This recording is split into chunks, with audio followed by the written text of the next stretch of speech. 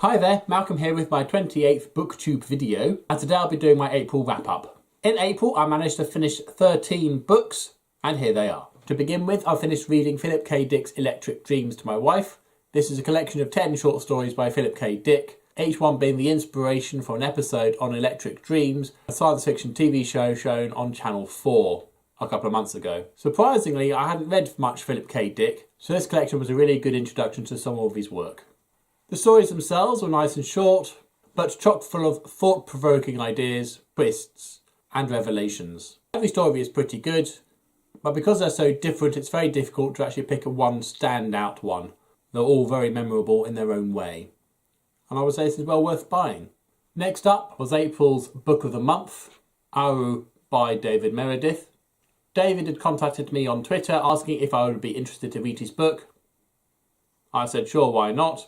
And this copy duly arrived in the post shortly after. Being a book of the month, I did do a fuller review on this, so I'll leave a link to both the video and written reviews in the information box below.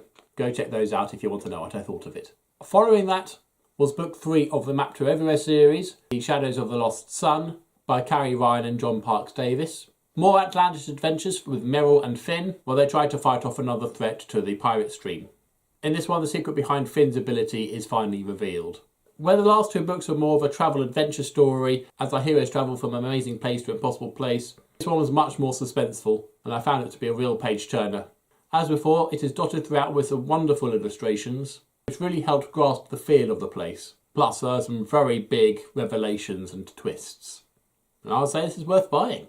Following on from that was If Only They Could Talk by James Herriot. This is book 1 of the All Creatures Great and Small series. This is an anecdotal story chronicling the first year of James Herriot becoming a countryside vet in very rural Yorkshire. Set in the beginning half of the 1900s, this is a very funny and slightly educational account of what it was like to be a vet in those times in that place. It's not so much a story, but a series of anecdotes, with each chapter pretty much being its own thing, with a few exceptions. And I'd say this is definitely worth reading. Now, as a family, we spent the Easter holiday staying with my parents. And while there, I started reading to my children the collected comic strips of Peep. And we got through the entirety of book 1, book 2, and book 4. We don't have book 3. I looked online, but the asking price is rather high. As a comic strip, they originally featured in the Daily Star. These were written by Roger Kettle and illustrated by Andrew Christine. The story follows Legionnaire Bert Peep, who joined the French Foreign Legion in a bid to get away from his horrific girlfriend, Doris. Having the surname Peep, inevitably he was given the nickname Beau.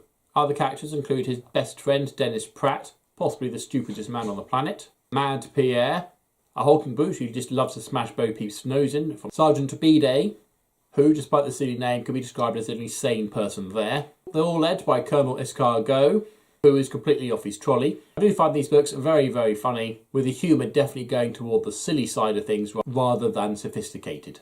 There's about 20 books in the series, and due to the scarcity and the high rereadability of them, I would say they are definitely worth buying, but not at silly money. I finally finished reading book 1 of Dragon Orb, Firestorm by Mark Robson to my younger son. The story takes place in the world of Areth, where we follow 4 young individuals who find that they are destined to be dragon riders, meaning that each one will be visited by a dragon, to which they will be bonded, and will then henceforth live their life as a dragon rider. All fine and dandy except for a couple of things. Firstly, they're a band of dragon hunters, and one of the dragon riders to be happens to be absolutely terrified of dragons and heights. And on top of all that, there's a special quest they have to undertake and complete. Personally, I found the story to be okay, with the characters likeable enough, but my 9-year-old son really enjoyed this. And when I asked him, he said it was worth buying. And could I get him book 2, please? I also read Star Wars General Grievous. This story follows a group of Jedi who have lost Padawans or Masters to General Grievous and have vowed to bring him down at all costs. I had read it before, but I don't remember much of it. And to be honest, it was pretty forgettable even having read it again. Artwork was okay, if a little cartoony. I'd say it's probably worth reading. Now, from the library, I picked up Bad Medicine Volume 1 New Moon, and this one has a distinct X-Files feel to it. However, instead of the paranormal and unexplainable, the cases our investigators deal with are grounded in some sort of crazy biological science. This volume contains 2 cases, one dealing with invisibility and the other dealing with lycanthropy. I found these gripping, nicely told, prettily drawn and quite gory in places. I'm really glad I picked it up. I would say this is worth buying. There doesn't seem to be a volume 2, but here's hoping. And back to the books on my TBR. I read book 2 of the Maze Runner trilogy by James Dashner, The Scorch Trials. This directly follows on from book 1, The Maze Runner, where Thomas and some other of the Gladers have escaped the maze. As a reward to them, the nefarious wicked gives them another challenge, one that makes them wish they never left the maze in the first place. Now, my main complaint of the Maze Runner was the lack of answers. And I would say the same applies for this one too. There is not enough given for me to actually care what's going on. And coupled with that, there is a love triangle going on in this one. I can't say much more without giving away too much about book 1 for those who haven't read it or seen it. But I would say it's worth reading. Apart from anything else, it does bridge the gap between book 1 and 3. Where hopefully I'll get some answers.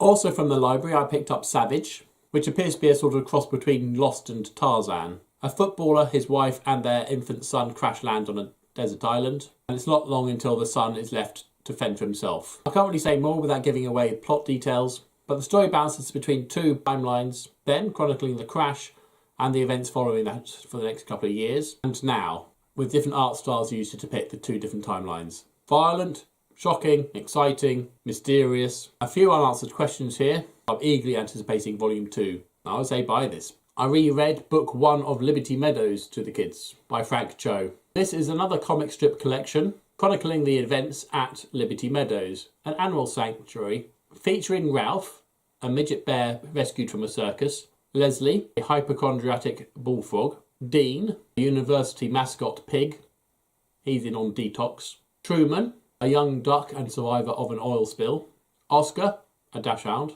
and interestingly the only character that doesn't talk and actually acts like the animal he is, Frank, the diminutive vet who sees to the welfare of all the animals, and Brandy, who's pictured on the cover here, and is an animal psychiatrist. The gags in here are absolutely hilarious. The artwork is sublimely drawn by Frank Cho, and it's a desperate shame that there are only 4 of these. And this is booktastic. And there we have it. That is what I read in April. If you would like to share with me your April wrap-up, then please do leave a link or a list in the comment section down below.